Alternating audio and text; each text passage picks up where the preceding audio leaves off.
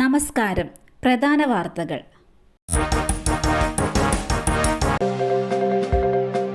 BJP. നേതാവ് സുശീൽ കുമാർ മോദി അന്തരിച്ചു.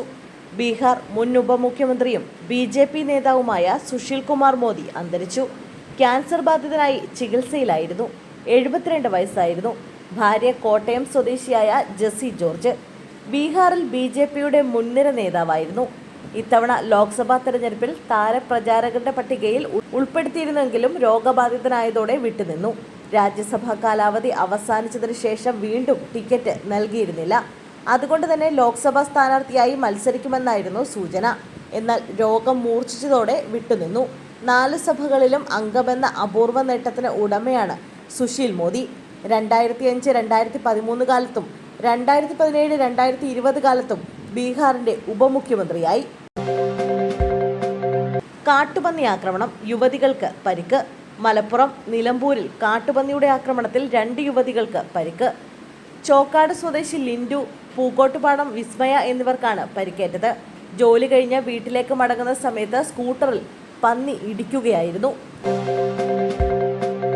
കൊലക്കേസ് പ്രതിയുടെ മകന്റെ വിവാഹത്തിൽ കോൺഗ്രസ് നേതാക്കൾ. അന്വേഷണ കമ്മീഷനെ നിയോഗിച്ച് കെ.പി.സി.സി. പെരിയ ഇരട്ടക്കൊലപാതക കേസ് പ്രതിയുടെ മകന്റെ കല്യാണത്തിൽ കോൺഗ്രസ് നേതാക്കൾ പങ്കെടുത്ത സംഭവത്തിൽ അന്വേഷണ കമ്മീഷനെ നിയോഗിച്ച് കെ.പി.സി.സി. 2 അംഗ അന്വേഷണ കമ്മീഷനെയാണ് നിയോഗിച്ചത്.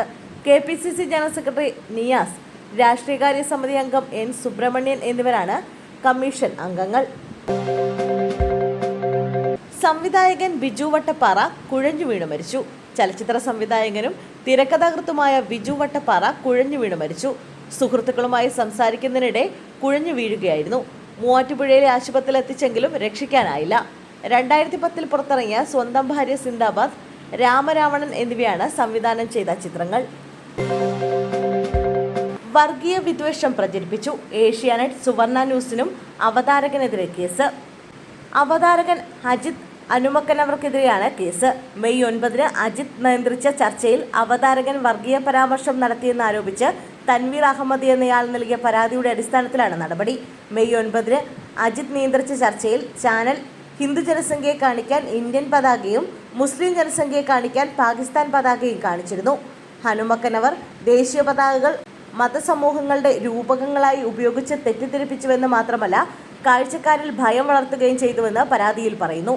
മുസ്ലിങ്ങൾക്ക് വിവാഹപ്രായം ഇല്ലാത്തതാണ് ഇന്ത്യയിൽ മുസ്ലിം ജനസംഖ്യ വർദ്ധിക്കാൻ കാരണമെന്നും ശൈശവ വിവാഹത്തിനെതിരെ സാമൂഹ്യക്ഷേമ വകുപ്പിൽ പരാതി നൽകിയാൽ നടപടിയെടുക്കാൻ കഴിയില്ലെന്നും അവതാരകൻ ചർച്ചയ്ക്കിടെ പറഞ്ഞതായി പരാതിയിൽ പറയുന്നു. കേന്ദ്രമന്ത്രിയും ബി.ജെ.പി. നേതാവുമായ രാജീവ് ചന്ദ്രശേഖറുമായി ബന്ധമുള്ളതാണ് വാർത്താ ചാനൽ.